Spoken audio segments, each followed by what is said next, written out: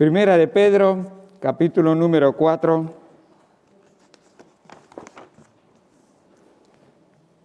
versículos del 12 al 19, que hemos leído hace un momento. El apóstol Pedro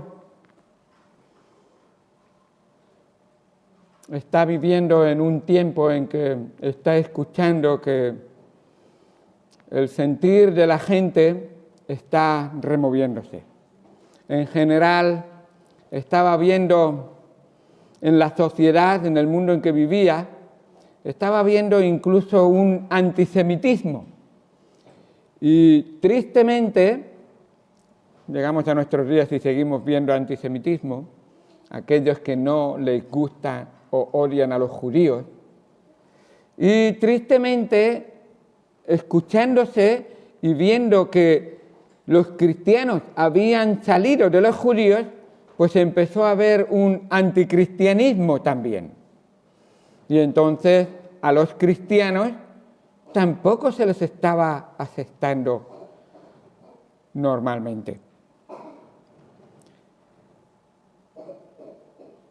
El 19 de julio del año 64, después de Cristo, Roma ardió mientras Nerón tocaba su lira y cantaba.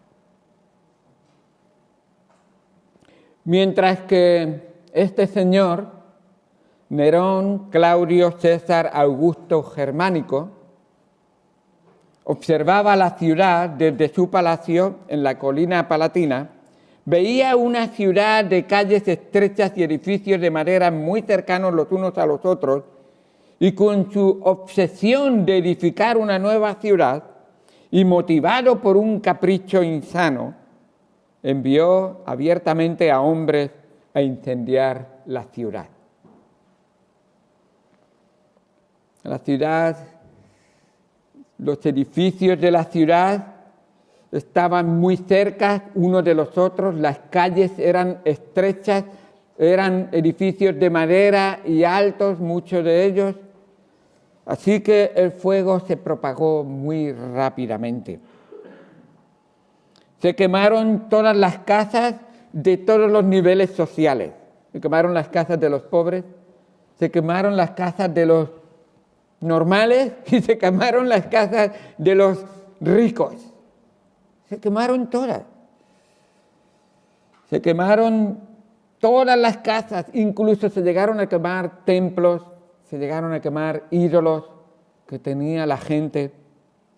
Así que por esta causa el resentimiento de la gente era grande y mucha la amargura contra Nerón, pues creían que él era el culpable. Así que Nerón pensó, necesito desviar la atención de mí. Necesito buscar a alguien que tome mi lugar.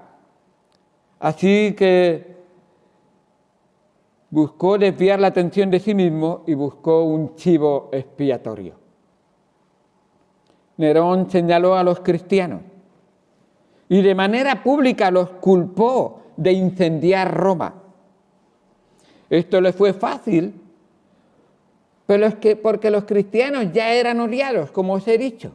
Bueno, había antisemitismo general porque hubo un emperador anterior que dijo echó a los judíos de su ciudad, de Roma, y ahora pues estos cristianos que creían que habían salido de los judíos también eran iguales o peores que ellos, para ellos. Así que fue fácil crear un anticristianismo. Tenían a los cristianos como una secta, que en la Santa Cena no dejaban participar a los paganos y decían que comían carne y sangre. Vaya, eso decían los malos, las personas que les odiaban. Llegaban a decir que los cristianos que en la Santa Cena mataban personas y se las comían. Además decían que destrozaban familias, pues cuando un miembro se convertía, dejaba la religión de la familia y por lo tanto la relación con la familia. Y los cristianos solían hablar, incluso en sus charlas y en sus predicaciones, solían hablar de un tiempo en que el mundo sería juzgado por fuego. Así que les fue muy fácil les fue muy fácil culparlos. Y de aquí en adelante se desarrolló una persecución abierta contra los cristianos. Fue fácil culparlos. De Nerón a Domiciano, de Domiciano a Trajano, y así un emperador tras otro. Durante 200 años después de Nerón, se perseguían a los cristianos allí donde quiera que estaban, en todo el Imperio Romano. Desde Roma hasta, y recordar que Roma era el imperio que gobernaba todo el mundo, casi conocido. Así que en todas partes. Tácito, su historiador, un historiador romano, dice que los cristianos eran bañados en brea y les prendían fuego y eran usados como antorchas humanas para alumbrar los jardines del emperador en sus fiestas paganas.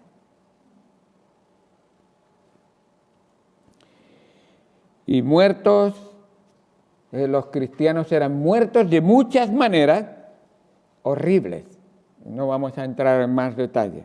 Así que durante esos 200 años, los que querían seguir a Cristo debían calcular el costo y estar dispuestos a muchos problemas, incluso la muerte. Hermanos, otros han dado su vida, su tiempo, su esfuerzo, su fe, para que tú y yo pudiéramos sentarnos libremente en estos cultos. Hay lugares en el mundo donde no pueden hacerlo libremente. Hay lugares donde les cuesta la vida, les cuesta sus posesiones, les cuesta su reputación, les cuesta barbaridades, su cuello. Hoy en día oímos de cristianos que han sido matados en este año 2020 pasado. Así que con este contexto, Pedro escribe esta carta, este texto, y esta carta se escribe al comienzo de todos estos horribles sucesos. Y dice en 1 de Pedro 4:12. Está escribiendo a los cristianos y dice: amados, no os sorprendáis del fuego de prueba. No os sorprendáis del fuego de prueba que os ha sobrevenido. O sea, ya lo estaban sufriendo. Se cree que esta carta fue escrita cercana a ese tiempo, al año 64, y Pedro les escribe a los cristianos y les dice: ya fuimos avisados, ya fuimos advertidos, ya sabíamos que seguir a Cristo no era fácil. Así que vamos a ver 4 puntos claves para que un cristiano pueda enfrentar el sufrimiento. 4 puntos claves para que un cristiano pueda triunfar en una prueba difícil. La primera, espera la prueba. Si eres cristiano sincero y verdadero, van a venir pruebas a tu vida. Espérala. La segunda, regocíjate en ella. La tercera, evalúa la causa. Y la cuarta, encomiéndate a Dios. Basado en este texto, veremos eso. Pero antes vamos al Señor en oración. Amado Señor Dios Santo, gracias por tu palabra, lo que tú nos muestras en ella. Ayúdanos, Señor, a poner nuestra mente, nuestro corazón, cuerpo, alma y espíritu en ti. porque sabemos que tú obrarás conforme a tu voluntad en nuestra vida. Señor, háblanos en esta mañana y enséñanos de tu palabra, en el nombre de Cristo Jesús. Te lo pedimos y te lo agradecemos todo. Amén. Amén. Si eres fiel y testificas de tu Señor, entonces espera el sufrimiento. Van a venir momentos difíciles. Así que el versículo número 12 nos dice: amados, no os sorprendáis, que no te sorprenda la prueba, que no te sorprenda el momento difícil, que no te sorprenda la dificultad en la vida cristiana. No te sorprendas. No pienses que la prueba es algo extraño, que el momento, la dificultad es algo extraño. Pedro dice que la persecución es inevitable para el cristiano. La sorpresa sería cuando nunca tengas problemas por ser fiel cristiano activo. Eso sería una sorpresa, que tú eres un fiel cristiano activo que testifica y no tienes pruebas. Eso sí que sería una sorpresa. En una ocasión, un joven, cuando a ti se hacía la mili, iba al ejército, en la iglesia oraron por él para pedirle que él iba a ir al ejército, que el Señor le guardara, que el Señor le protegiera. Y yo puedo dar mi testimonio personalmente, no es fácil ser un cristiano haciendo la mili, para nada. Fui arrestado varias veces por encontrarme hablando del Señor o ponerme a hacer algo que iba contra el Señor. Así que, y este joven, estuvieron orando por él, así que él fue. 3 meses después volvió. Y el pastor le habló con él, dice: ¿qué tal? ¿Cómo te ha ido? Dice: muy bien, no he tenido ningún problema. ¿Ah, sí? ¿Cómo es que no has tenido ningún problema? Pastor, nadie se enteró que era cristiano. Nadie se enteró. Ya sé por qué no tienes pruebas. ¿Por qué no pasas por esas pruebas? Y tú dices: entonces esa es la táctica. Eso es desobedecer al Señor, al Maestro. Eso es no ser un verdadero cristiano. Eso es realmente defraudar a tu Maestro. Tu Maestro estuvo dispuesto públicamente a ir a la cruz y dar su vida delante del mundo para que viera que te ama. Y se entregó enteramente por ti y por mí. Y tu Maestro te mandó ir por todo el mundo y testificar. Así que el apóstol Pedro, el apóstol Juan, en 1 de Juan 3:13 dice: hermanos míos, no os extrañéis si el mundo os aborrece. 1 de Juan 3:13. Hermanos míos, no os sorprendáis si el mundo os aborrece. El apóstol Juan, en el Evangelio de Juan, en capítulo 15, versículo 18, cita al Señor Jesucristo y dice: si el mundo os aborrece, sabed que a mí me han aborrecido antes que a vosotros. El versículo 19 continúa diciendo: si fuerais del mundo, el mundo amaría lo suyo. Pero porque no sois del mundo, antes yo os elegí del mundo, por eso el mundo os aborrece. Acordaos de la palabra que yo os he dicho: el siervo no es mayor que su señor. Si a mí me han perseguido, también a vosotros os perseguirán. Así dice la palabra del Señor en Juan capítulo 15, del 18 al 20. Si al maestro le hicieron lo que le hicieron, ¿qué no harán con sus discípulos, con sus siervos? Es como si Cristo dijera: el sufrimiento es el precio del discipulado. ¿Quieres ser verdadero discípulo del Señor Jesucristo? Tendrás que sufrir. En Lucas capítulo 14, Lucas 14, 28, dice, porque ¿quién de vosotros queriendo edificar una torre,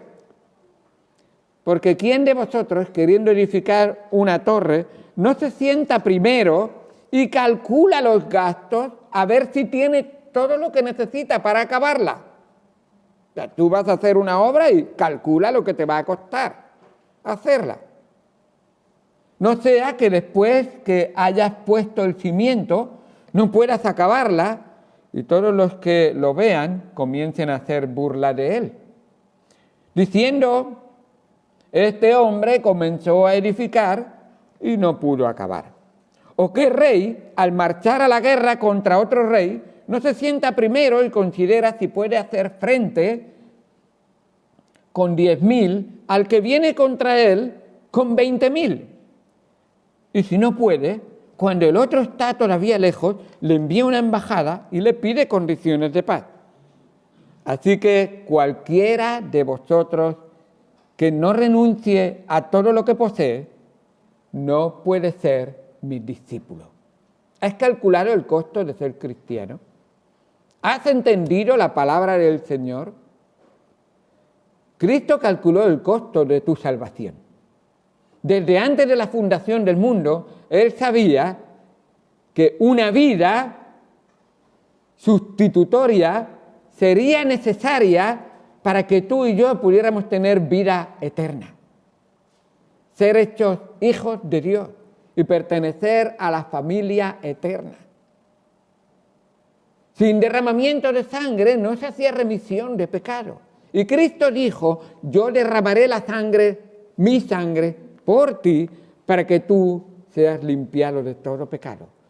La sangre de Jesucristo, su Hijo, nos limpia de todo pecado. Este texto que hemos leído de calcular el costo, en el versículo 27, 14, 27, Juan 14, 27, dice, y el que no lleva su cruz y viene en pos de mí, no puede ser mi discípulo. Tú dices, yo quiero ser un cristiano, pero no quiero saber nada de la vida de cristiano verdadero. Entonces, no eres discípulo de Cristo. La Biblia da una lista de sufrimientos que los cristianos soportan. Y el Señor Jesucristo así empieza en el libro de Mateo, mencionando las bienaventuranzas. Y entre los bienaventurados están los que sufren. En Mateo 5:10 dice que sufriremos vituperios. ¿Sabéis lo que son vituperios? Son censuras, desaprobación con dureza. Tú hablas de Dios, yo creo en Dios. ¿Qué? ¿Tú? ¿En qué mundo vives? Tú eres un anticuado. Bueno, puede ser. Pero no más que mi Dios, porque Dios está mucho antes que yo. Dice que sufriremos calumnia, hablarán mal de ti. Hablando de lo de la mili, cuando estuve, sufrí la calumnia de tal manera que recibí arrestos por lo que otros maldecían de mí. Pero era realmente algo que mi pastor me había preparado y la Biblia me enseñaba, el Señor me enseñaba. Nos dice que hablarán mal de nosotros. En primera de Pedro, estáis ahí, si lo podéis ver, 4:4 dice, a estos les parece cosa extraña que vosotros no corráis con ellos en el mismo desenfreno de disolución y os ultrajan. Que tú no vienes con nosotros a la discoteca, que tú no haces lo mismo que nosotros, que tú no ves las mismas películas que nosotros, que tú no bebes, no te emborrachas con nosotros. Entonces les parece cosa extraña y hablarán mal de vosotros, os ultrajan. Así es. Nos preparó el Señor. Os maldecirán y os aborrecerán, dijo ahí en las bienaventuranzas. Os azotarán y os odiarán. Dice la palabra de Dios en Mateo 10. Nos advirtió que tendríamos que soportar tentaciones de todo tipo. La tentación no solamente en cuanto al pecado, sino en ser incitados a luchar, a pelear. Me acuerdo una vez, y puedo decir que es la gracia de Dios, que no era yo, y los que me conocen saben que soy una persona. Iba con la Biblia por la calle y de repente me paran 3 chicos. Bueno, digo, pues una oportunidad para hablar. Y dice, ¿qué llevas ahí? Una Biblia. Me la coge, la tira al suelo y voy a recogerla y hace ¡bum! Un puñetazo en la cara. Bueno, no me gusta la Biblia ni me gustas tú. Y os tengo que decir que mi interior estaba hirviendo, en ebullición. ¿Sabéis lo que es un fuego, agua a 100 grados? Pero tengo que decir, todavía no lo entiendo. No hice nada. Recogí otra vez mi Biblia, le miré y digo, Dios te ama, déjame. Y fue obra del Señor. Me acuerdo, puedes hablar con el hermano Fernando, él estaba presente. Él estaba presente ahí, en esa ocasión. Os tengo que decir, es la gracia de Dios. Y de esto voy a hablar en un momentito. La gracia de Dios en las pruebas. Qué bueno es nuestro Señor. Hay un sinfín de más que podríamos ver de versículos que hablan sobre todas esas pruebas, todos esos sufrimientos que tienen que pasar los cristianos. Mucho menosprecio. En 2 de Corintios habla el apóstol Pablo, podríais leerlo ahí, 2 de Corintios, capítulo 6, del 8 al 10, da una lista de sufrimientos ahí. Y esto es extraño, porque hoy en día es triste, pero hay lugares donde se reúnen, y no sé si llamarlo iglesias, donde se predica un evangelio de la prosperidad y no se predica el verdadero evangelio. ¿Sabéis que el evangelio de la prosperidad que se predica en un lugar pero no sirve para otro no es evangelio verdadero? Un evangelio que se predica en Estados Unidos, pero no se puede predicar el mismo evangelio en un país pobre de África, ese no es verdadero evangelio. Y uno que predica el evangelio de la prosperidad, o incluso esos que declaran sanidad, estarían sorprendidos cuando llega la hora difícil, que en medio de la prueba o tentación, realmente no tienen palabras para responder cuando llega el momento de sufrimiento, el momento de prueba, el momento de la muerte. Que no seamos como la mujer de Job. ¿Os acordáis de la mujer de Job? Job estaba sufriendo. Job estaba siendo probado fuertemente. ¿Y qué le dijo la mujer? Le dijo ahí a la mujer de Job, maldice a Dios y muérete. ¿Cómo? Y dice la palabra de Dios, todavía con todo esto Job mantenía su integridad a Dios. Pedro nos dice que Dios en medio de toda esta prueba todavía nos ama. Dice el versículo 12, amados. ¿Estáis sufriendo? No habéis dejado de ser amados. Sois amados por el Señor. El amor de Dios sobrepasa todo lo que nosotros podamos comprender y entender. Ese amor es compasión, afecto, preocupación o ocupación en nosotros.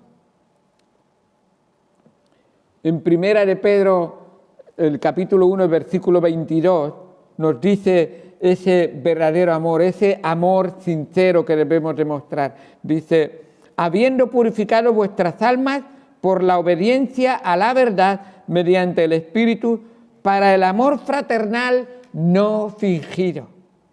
Amados, ese amor fraternal no fingido, ese amor sincero. Amaos unos a otros entrañablemente de corazón puro. Eso es el amor que Dios nos da, un amor sin fingimiento. Y también un amor ferviente, un amor que sufre con el que sufre y está al lado del que sufre y ayuda al que sufre. Dice en el capítulo 4 de Primera de Pedro, versículo número 8. Ante todo, tened entre vosotros ferviente amor, porque el amor cubrirá multitud de pecados. ¡Qué bueno! Nuestro Señor nos ha mostrado verdadero amor, sincero y ferviente, y quiere que nosotros seamos así unos con otros. No te sorprendas cuando la vida cristiana es difícil con tus compañeros, con tus amigos, en el trabajo, en el estudio, en donde quieras que te encuentres. Cuando se burlan de ti, cuando no te pagan lo apropiado y parece que te desprecian. Los cristianos debemos comprender que el sufrimiento va con la fe cristiana. No es raro, es parte del plan de Dios. No te sorprendas del fuego de prueba que te ha sobrevenido. Esta palabra, en la Biblia del Antiguo Testamento griega, la Septuaginta, la versión de los 70, Septuaginta, pues esa versión dice incendio y habla de un horno que derretía, como os he dicho antes, los metales para ser purgados de elementos ajenos. En el Salmo 66:10 dice, porque tú nos probaste, oh Dios, nos ensayaste como se afina la plata. Para purificar la plata se mete ahí en este recipiente ardiente y se expulsa las impurezas. En Primera de Pedro 1:6 nos dice ahí, en el versículo 6, en lo cual vosotros os alegráis, aunque ahora por un poco de tiempo, si es necesario, tengáis que ser afligidos en diversas pruebas. Pedro está preparando a los cristianos y dice, vais a ser probados en diversas pruebas. Y el versículo 7 dice, para que sometida a prueba vuestra fe, mucho más preciosa que el oro, el cual, aunque perecedero, se prueba con fuego, sea hallada en alabanza, gloria, honra, cuando sea manifestado Jesucristo. Las pruebas probarán la legitimidad de tu fe. Y esta fe será recompensada en la aparición de nuestro Señor Jesucristo. ¿Por qué las pruebas? Porque el Señor prueba nuestra fe. Cuando el Señor Jesucristo enseñó la parábola de las tierras, donde el sembrador salió a sembrar, ahí en Mateo capítulo 13, parte de la semilla cayó en terreno pedregoso. Y la semilla, de esa semilla que cayó en terreno pedregoso, creció la raíz, pero una raíz muy superficial. Y cuando salía el sol, quemó la planta y nunca dio fruto. Es el tipo de persona que oye el Evangelio, pero cuando viene el tiempo de prueba, desaparece. Y por eso las pruebas marcarán claramente quiénes son verdaderamente de Él y quiénes no son de Él. En una ocasión, un pastor de Rusia estaba visitando y alguien se acercó a él, que era otro pastor, en una reunión de pastores, se acercó a él y dice, ser pastor en Rusia debe ser muy difícil para guiar a los cristianos. Dice, no, yo estaba pensando que es muchísimo más difícil aquí. Allí sabemos seguros quiénes son los cristianos. Aquí a veces no sabes realmente quiénes son cristianos o no.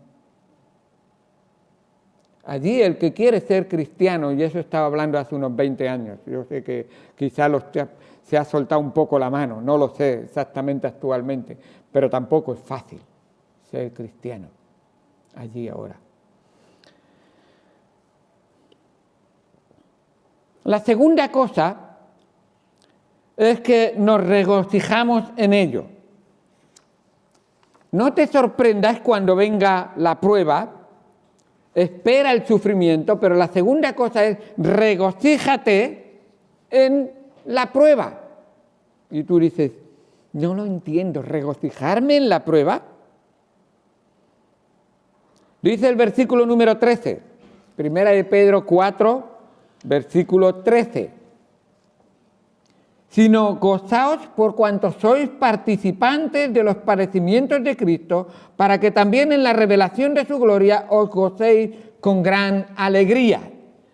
Si sois vituperados por el nombre de Cristo, sois bienaventurados, porque el glorioso Espíritu de Dios reposa sobre vosotros. Gozaos por cuanto sois participantes de los padecimientos de Cristo.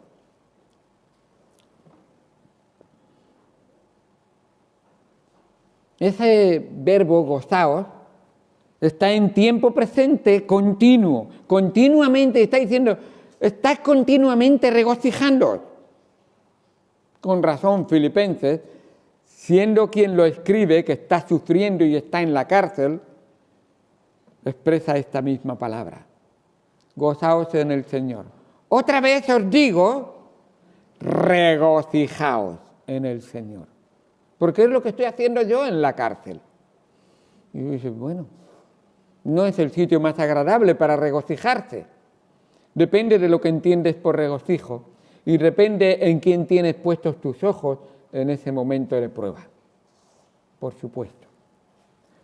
En Mateo capítulo 5, versículo número 10, dice, bienaventurados los que padecen persecución por causa de la justicia, porque de ellos es el reino de los cielos. Estoy sufriendo persecución y voy a tener, así que no me importa lo que pierda en esta tierra, voy a tener una posesión en los cielos. Versículo número 11, bienaventurados sois, estoy leyendo en Mateo 5:11, bienaventurados sois cuando por mi causa os vituperen y os persigan y digan toda clase de mal contra vosotros, mintiendo. Eso sí, no hagáis cosas malas y entonces hablen mal de vosotros. No hablan mal de vosotros, están diciendo la verdad. Pero si estáis viviendo para el Señor y testificando del Señor y hablando y viviendo fielmente para el Señor, cuando hablen mal de vosotros, será mintiendo. Y dice, porque vuestro galardón es grande en los cielos. Porque así persiguieron a los profetas que fueron antes de vosotros. Aquí vemos que realmente en esas pruebas, vemos realmente que se prueba si eres verdadero hijo de Dios. Y si eres un verdadero hijo de Dios, dice la palabra del Señor, dice el Señor, gozaos y alegraos. Gozaos y alegraos en medio de la dificultad, en medio de la prueba, en medio del sufrimiento. Pero, ¿qué es lo que tengo que ver para que me produzca ese gozo? Os voy a mostrar una motivación futura. Las cosas que vienen. En la revelación de su gloria te gozarás con la alegría, viendo lo que el Señor tiene para ti. Jesucristo sufrió porque hizo lo correcto y porque habló la verdad. Y nosotros debemos de regocijarnos porque compartimos el mismo, y escucha lo que digo, el mismo tipo de sufrimiento que Jesús soportó. Nosotros no participamos en los sufrimientos para salvación. Nosotros nos regocijamos porque sufrimos el mismo tipo de sufrimiento que el Señor sufrió, y eso nos hace cada vez más ser como Cristo. Dejar a Cristo vivir en nosotros. Es un privilegio para nosotros poder vivir para el Señor. Dice en Primera de Pedro 1:11. Primera de Pedro 1:11. Escudriñando qué persona y qué tiempo indicaba el Espíritu de Cristo que estaba en ellos, el cual anunciaba de antemano los sufrimientos de Cristo y las glorias venideras tras ellos. O sea, estos hombres sabían que Jesucristo tendría que sufrir. Y la palabra lo decía, y lo declaraba, y lo profetizaba. En el capítulo 2, versículo 21, primera de Pedro 2, 21, dice, pues para esto fuisteis llamados, porque también Cristo padeció por nosotros, dejándonos ejemplo para que sigáis sus pisadas. Mira, yo he visto las profecías de Cristo que Cristo tenía que sufrir. Y entonces Jesucristo sufrió y dice, y Él te ha dejado a ti un ejemplo para que sigas sus pisadas. ¿Cristo sufrió? Sí. Entonces tú sigues su ejemplo. Si tienes que sufrir, ¿Cristo se quejó? No. Entonces tú tampoco te quejes. ¿Cristo le dio gloria a Dios? Sí. Entonces tú también dale gloria. ¿Cristo se gozó de ese sufrimiento que tuvo que sufrir por ti y por mí? ¿Sabes qué la palabra de Dios nos dice? Dice en Hebreos, capítulo 12, puesto los ojos en Jesús, el autor y consumador de la fe, el cual, por el gozo puesto delante de él, sufrió la cruz, menospreciando lo propio, y se sentó a la diestra del trono de Dios.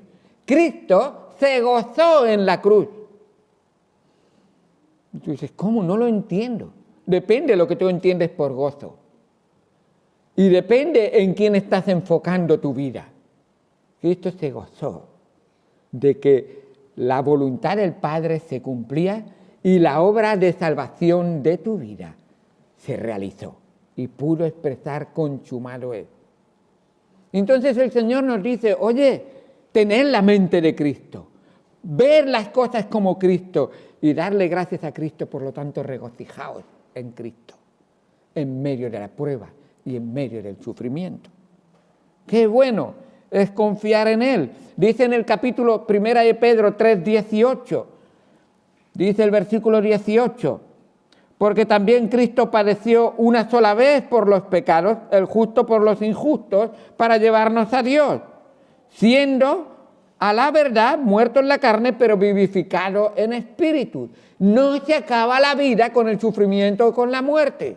Es mucho más precioso. Nos tenemos la vida eterna por delante. Entonces lo que vamos a disfrutar es mucho mejor que lo que dejamos. Lo que vamos a tener es mucho mejor que lo que dejamos en esta tierra. Y así nos dice 1 de Pedro 4:1, puesto que Cristo ha padecido por nosotros en la carne, vosotros también, amados, armaos del mismo pensamiento, pues quien ha padecido en la carne terminó con el pecado. Qué bueno es saber que podemos confiar en el Señor y podemos estar seguros en el Señor. Él lo soportó todo por nosotros. Pablo llevaba las marcas del Señor y lo dice en Gálatas, de aquí en adelante nadie me cause molestias porque yo traigo en mi cuerpo las marcas del Señor Jesús. Él tenía una lista de cómo había sufrido y se había gozado en el sufrimiento por el Señor. Yo sé que el dolor no gusta, pero es el corazón y la mente puesto en Cristo. En Lucas capítulo 6, versículo 22 dice, bienaventurados seréis cuando los hombres os aborrezcan y cuando os aparten de sí y os vituperen y desechen vuestro nombre como malo por causa del Hijo del Hombre. Gozaos en aquel día y alegraos, porque he aquí vuestro galardón es grande en los cielos, porque así hacían sus padres con los profetas. Un creyente fiel testifica la palabra de Dios en las situaciones difíciles de su vida.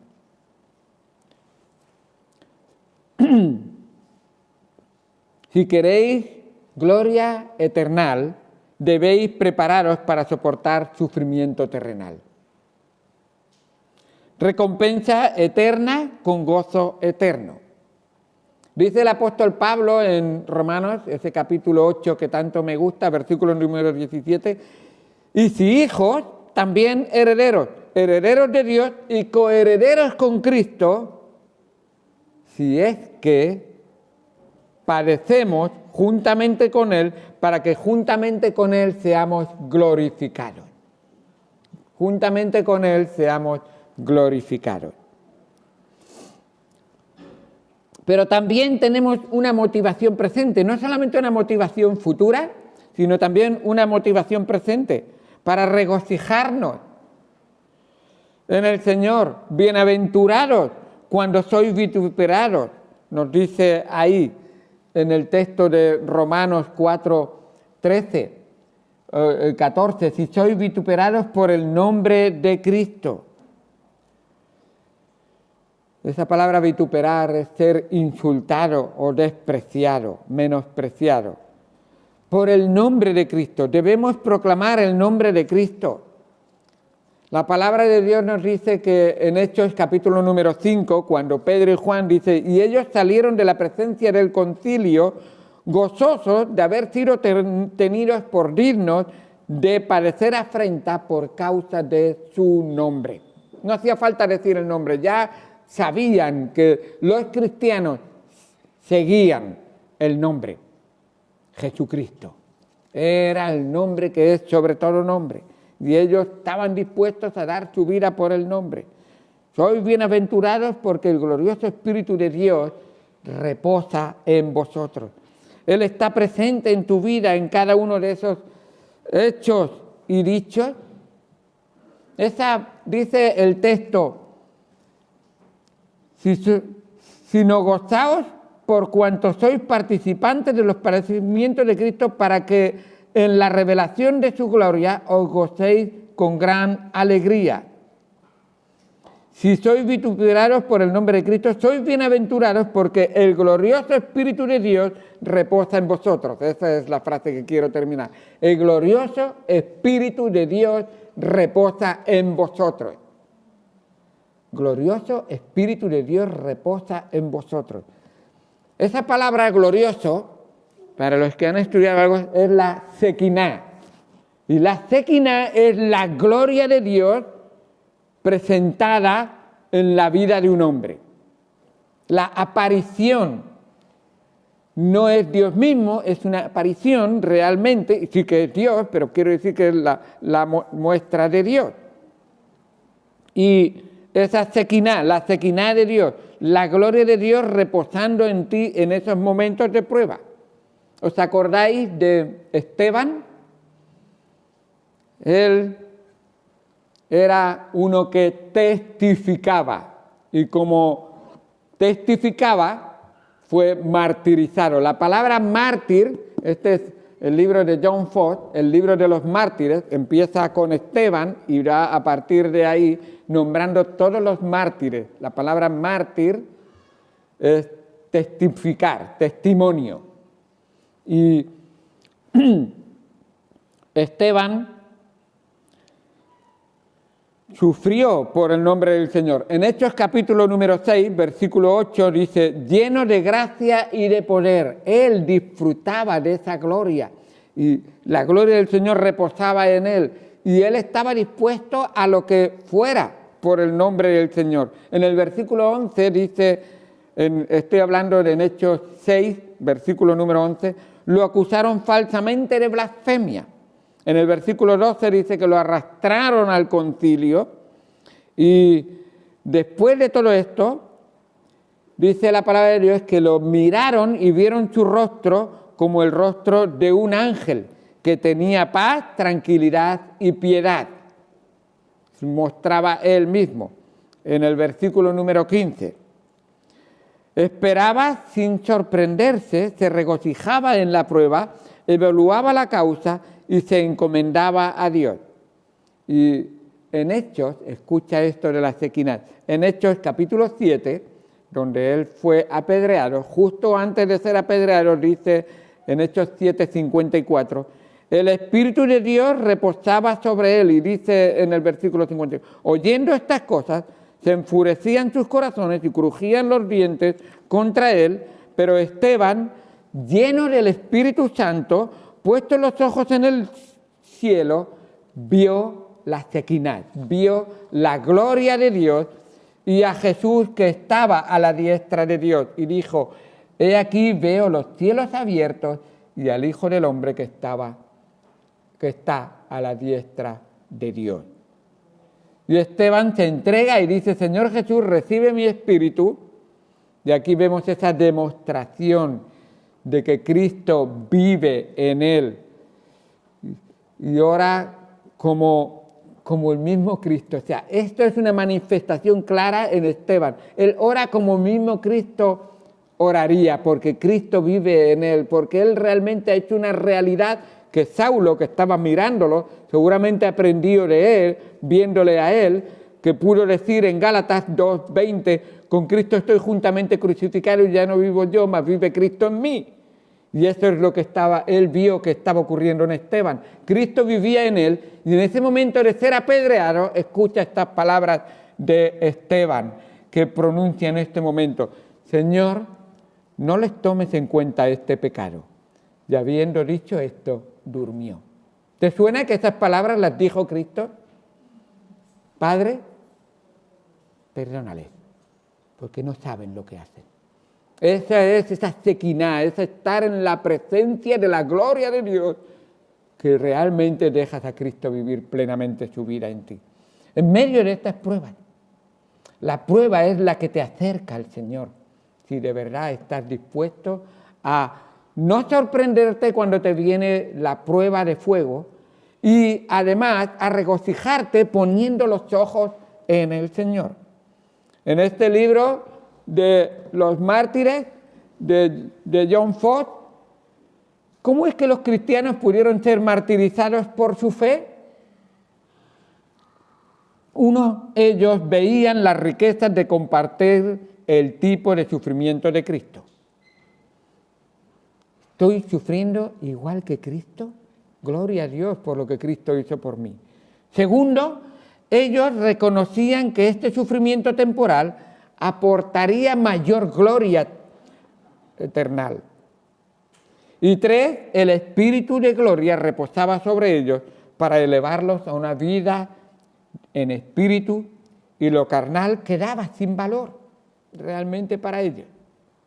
Algunos no entendemos y lo que se ha dicho en esta mañana nos suena chino o nos suena algo difícil o nos suena imposible, pero pueden venir momentos de prueba y espero que estas palabras te vengan a tu mente y a tu corazón. Y cuando vengan esos momentos de prueba, pon todo tu corazón en el Señor. Deja que el Señor obre en ti y confía en Él. La semana que viene veremos los dos puntos que continúan, que quedan el tercero y el cuarto. No lo vamos a ver hoy aquí, pero para terminar quisiera leer Mateo capítulo número 10, versículos